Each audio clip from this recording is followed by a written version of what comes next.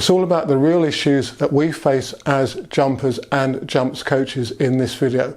I'm going to look at some of my jumpers and look at what they're doing right and what they're not doing so well.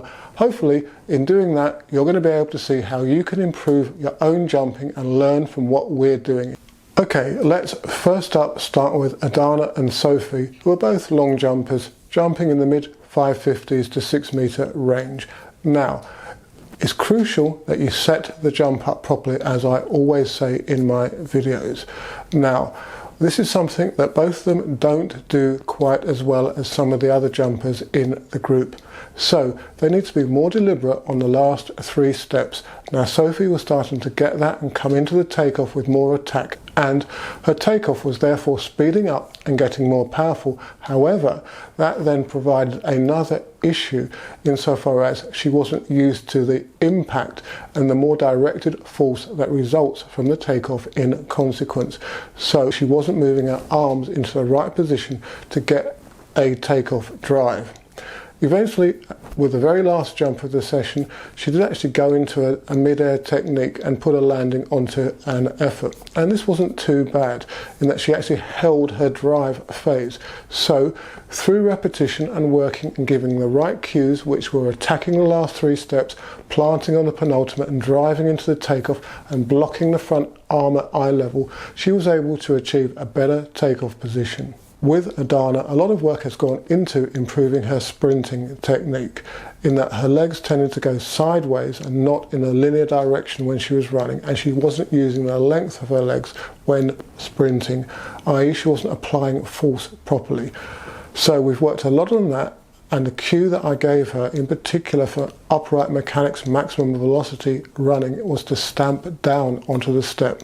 Now, that's not often given as a cue, but what it seems to have done is produce greater force to rotate the legs to the front, and with that resultant greater force there's better knee lift and forward projection. When it comes to the takeoff, she's running in pretty fast and forwards, which I identified with Sophie as something that you need to do. But when she takes off, she kicks straight out into her hitch kick action, and that slows the takeoff down and doesn't enable her to rotate her legs fully in the middle phase of the hitch kick so that they can project further into the landing position.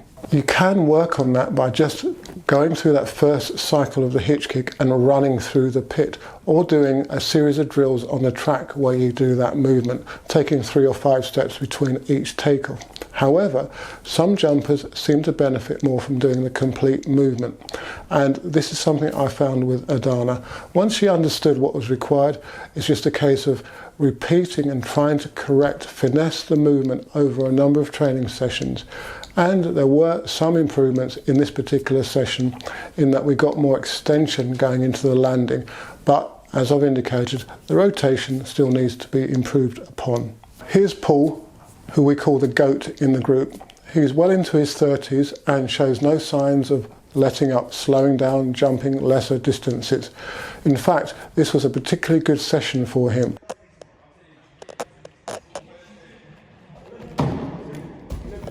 Paul, a little bit like Adana, tends to open out too soon at the point of takeoff and doesn't achieve a takeoff drive. Obviously, when he's jumped particularly well, he's gone over 7 meters 70, he has achieved that more. But it's more to do with how he sets the jump up and transfers his speed across the board. Paul can generate a lot of vertical, but that can be at the expense of horizontal velocity. So here, we were getting on top of the final 3 steps, getting the feet down quickly and moving forwards through them. And he started to go quicker off of the board and taking a lower trajectory, at least initially, because obviously the further you go, the higher you climb across the parabola of the jump. So, as you can see here, there are 2 jumps. The second one is better than the first one, although both are around about 7 meters off of 13 steps, I believe. He attacks the takeoff, gets a good penultimate and a very quick step onto the takeoff, which I think is fundamental. Then his hip goes more forwards than what it normally does before he enters his hitch, albeit it is still too quick. But you can see that by coming in quickly, stepping quickly into the takeoff, you can get that hip to go away from you further. Then by a quicker rotation of the legs mid-flight, you can get the legs to project out in front of you without worrying too much about them dropping. So this is something that we've worked on, and as you can see, it's something that you can do too in order to improve your distance. Lastly, we're going to look at triple jumper Courier. Now, if you've been following the videos, you'll know that she's been transitioning from a single arm action to a double arm action for the step and the jump, and a push through movement for the hop phase. As a coach, this was my decision, and of course we discussed it, but I always worry that have I made the right decision? I think we have, because with the single arm action, there was a lot of horizontal velocity, but not enough vertical lift, particularly in the step phase.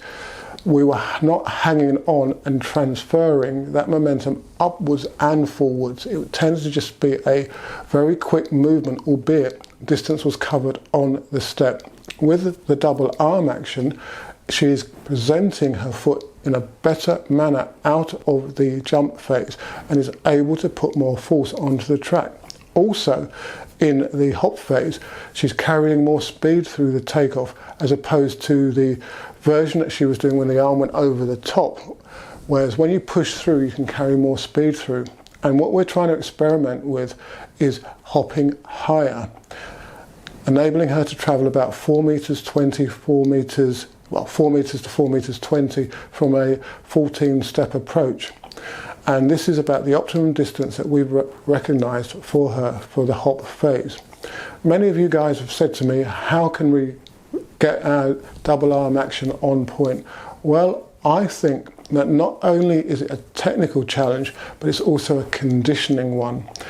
You've got to be able to impart enough force vertically and horizontally in conjunction with a double arm action. You can't rely on speed taking you through the phases as much, and that's why I think that it can take time in order for the jumper to really get on top of the double arm action. You can actually get more purchase on the contact and literally lever the body upwards during the step and into the jump phases.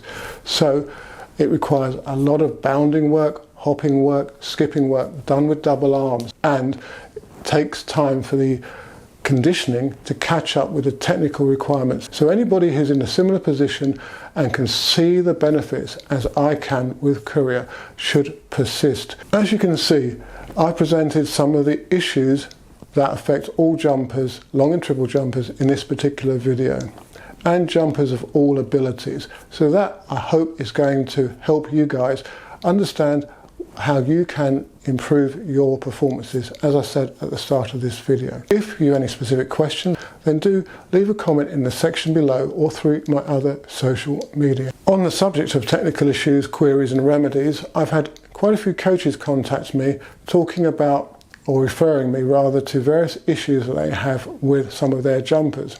Now obviously I can't answer all of them. I try to as much as I can in these videos, but there are much more detailed analyses in the coach athlete videos in the members area of the channel. There are now over 40 videos that deep dive into the subject matters that will hopefully make you a better coach. So do head over to the channel's homepage and click on the membership button to see the coach athlete offering. And just to finish with, here's a clip from my latest coach athlete video, number 41, which looks at research and how its application can better our knowledge as long jump coaches. This next slide I will speak a little bit more about, as it's crucial to understand that once the long jumper leaves the board, their centre of gravity, their flight path, is determined and it can't be changed. So that centre of gravity of the jumper will follow that curve no matter what happens. And the legs will either rotate under it or in front of it. So as the research indicates, at takeoff, the path of the centre of gravity cannot be altered. Okay, so what about technique? Well, the Germans indicated that favour was shown toward the hitch kick. There is one telling sentence which I believe reflects what I've always believed as well. By means of kicking out of the lower part of the swing leg, a retardation of running further is achieved